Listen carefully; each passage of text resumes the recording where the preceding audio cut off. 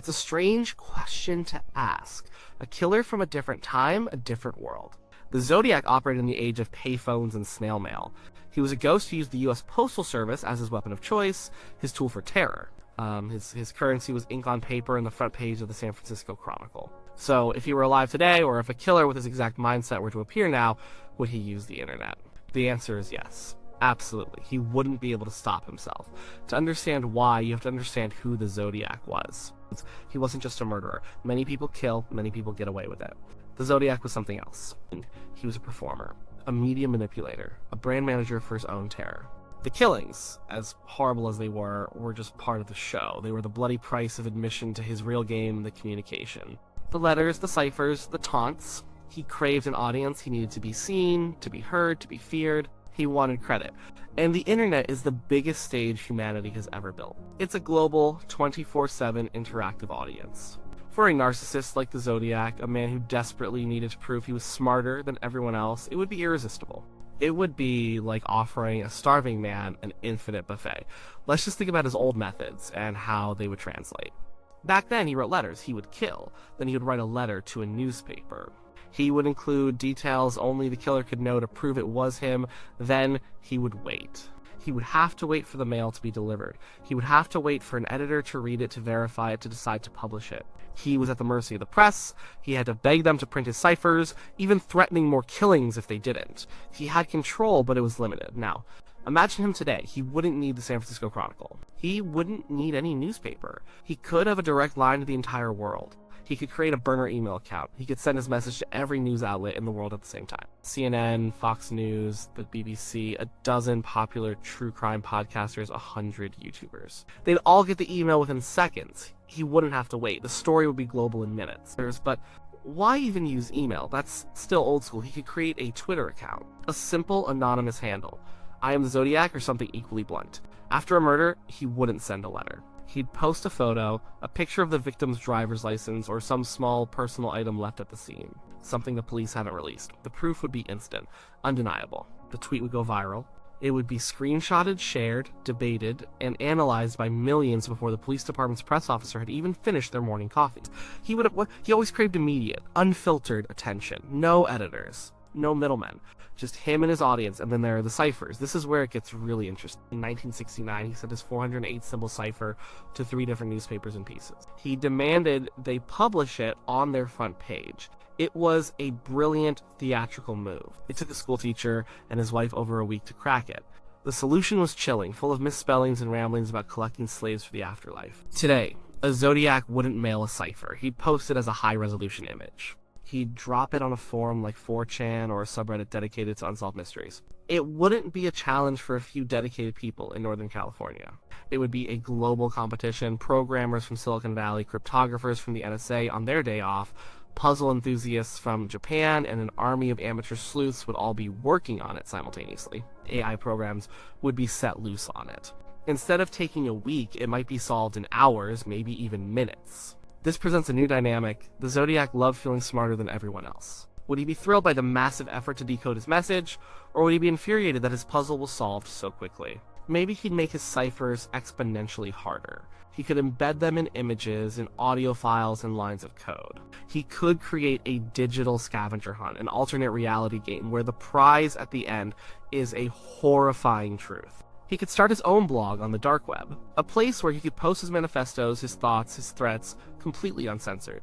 He could interact with people in a way he never could before. Imagine him in the comment section of a news article about his own murders, using a fake name to argue with people, to correct their theories, to subtly guide the conversation. The temptation to engage, to gloat, would be immense. He could watch in real time as the world reacted to his every move. The taunting would reach a new level. He once sent a letter that just said, "I hope you are having lots of fun and trying to catch me." Sure, it was simple, arrogant. The modern equivalent would be so much more insidious. He could troll the official Facebook page of the police department investigating his crime. He could create fake profiles and befriend the family members of his victims just to watch them grieve. He could post cryptic clues on Google Maps locations near the crime scenes. His whole persona was about creating fear and chaos. The internet is an engine for exactly that. Think about the bomb threats he made. He called the Oakland Police Department and calmly told them about a bomb he'd planted. Today, he could spread that same panic on a much larger scale. He could create a rumor on social media that goes viral, causing a mass panic. He could hack into a city's emergency alert system. He could use technology to make his threats feel more immediate, more personal, more terrifying. He wouldn't just be a Bay Area bogeyman anymore. He'd be a global one. His crimes would be local, but his presence, his terror, would be everywhere. People in other countries would be following the case as if it were happening next door. They'd be trying to solve his ciphers. They'd be debating his motives on forums. He would achieve a level of fame, or infamy, that the original Zodiac could only dream of. So yes, he would use the internet. He would be a master of it. It would be the primary tool for his psychological warfare. But there's another side to this, a very big one. The internet that would give him his stage is also a trap. It's a double-edged sword. For every advantage it would give him, it would create a dozen new ways for him to get caught. The Zodiac of the 60s and 70s was a phantom. He left behind very little physical evidence. A few fingerprints that didn't match anyone. A palm print. Casings from his gun. A description that was so generic it could fit thousands of men. He moved through the world like a ghost because the world wasn't watching itself yet. Today, the world is watching, constantly. Let's start with the basics. To get online, he needs a device. A laptop. A smartphone. That device has a unique MAC address. He needs an internet connection. That connection has an IP address. He can use a VPN. He can use the Tor browser.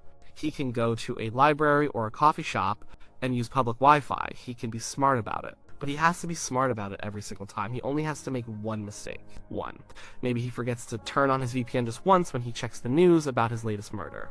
Maybe his Tor connection drops for a split second, exposing his real IP address. Maybe he uses a public Wi-Fi network, but a security camera catches a glimpse of his face or his car's license plate. Every single action he takes online leaves a ripple, a digital footprint. Law enforcement has gotten very, very good at following those ripples back to their source. The field of digital forensics is a world away from the shoe-leather detective work of the 1960s. And what about the crimes themselves? The original Zodiac operated on lonely lovers' lanes, late at night. He ambushed people in remote, quiet places. Those places are a lot less remote today.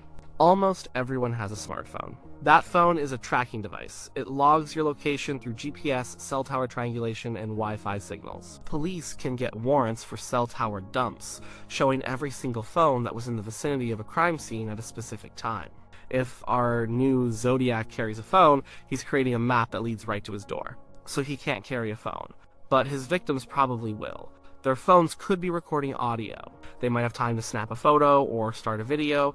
After the crime, police would analyze the victim's phone for every piece of data it contains. Then there's the surveillance. CCTVs everywhere. On traffic lights, on businesses, on people's front doors. Ring cameras, dash cams. To get to and from a crime scene without being recorded on a single camera is almost impossible now, especially in a populated area. He would have to be incredibly careful planning his routes to avoid surveillance, wearing a disguise that wouldn't draw attention.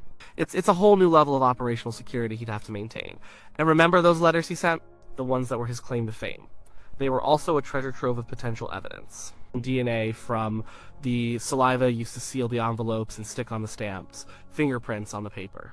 Handwriting analysis. Today, he might avoid all that by staying digital, but the digital world has its own DNA. Every writer has a unique linguistic fingerprint. The words we choose, the way we structure sentences, our common spelling mistakes. The original Zodiac had these. He misspelled paradise. He used certain phrases over and over. If a modern Zodiac were posting online, every word he wrote would be scraped and fed into analysis programs. Linguists and AI would search for patterns, comparing his writing style to billions of other samples of text online.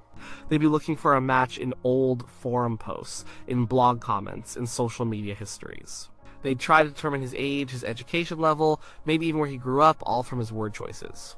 The original Zodiac investigation was a closed loop. The police had their evidence, and the public had what the newspapers told them. It was a slow, methodical process. Today, an investigation like this would be a global open-source effort. It would be chaos, but it would also be incredibly powerful. Citizen sleuths on Reddit and web sleuths would pick apart every clue. They would analyze satellite imagery of the crime scenes. They would dig through public records. They would create massive databases of information, cross-referencing every detail. This creates a new problem for the killer. In the 1960s, he was an enigma, a mystery. That was his power. In the digital age, it's very hard to remain a mystery. Someone always knows something. Someone always saw something, and the internet gives them a place to share it. The very audience he craves would also be his biggest threat. He would be posting his messages, and within minutes, thousands of people would be working to unmask him. They would analyze the metadata in his images. They would look for reflections in a photo he posts. They would analyze the background noise in an audio file he leaks. This brings up a fundamental conflict for a killer like the Zodiac. His ego demands an audience, but the modern audience is not passive. They participate. And their participation is a direct threat to his freedom. He would also lose control of his own story. In the 60s, his letters were printed verbatim. His ciphers were presented as he made them. He was the author of his own myth. Today, he would become a meme. His serious, terrifying messages would be turned into jokes. His symbol would be photoshopped onto cats. People would make TikToks mocking him. He would be the subject of endless, often wildly inaccurate YouTube documentaries and podcasts. Trolls and copycats would spring up, claiming to be him, muddying the waters and stealing his spotlight. For a narcissist who needs absolute control, this would be maddening. He wants to be feared, to be taken seriously. He doesn't want to be a joke. He doesn't want to share the stage. The internet, by its very nature, would decentralize his own legend. He would become public property, so we have this paradox. The internet is the perfect tool for the Zodiac's psychological profile. It's the stage he was born to perform on, but it's also the perfect trap for the crimes he commits. The digital world that allows him to build his myth is the same world that makes it nearly impossible to maintain the anonymity required to get away with murder. So I think he would try.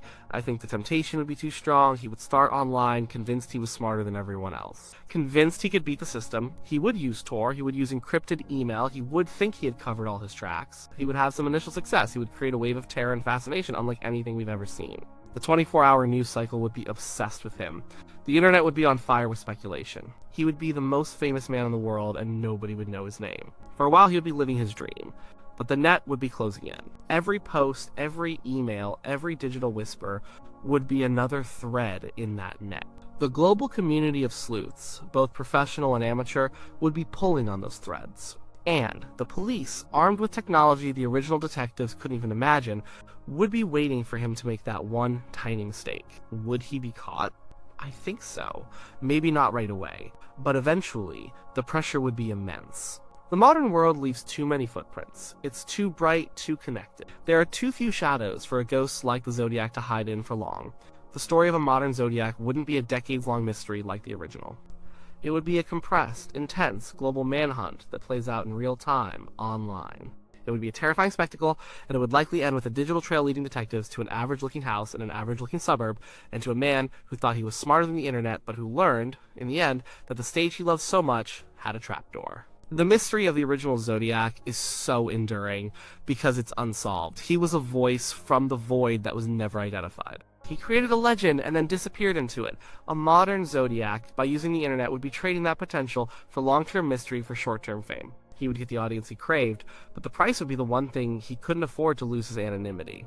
The very act of speaking to the world would, sooner or later, force the world to see him. And that would be the end of the show.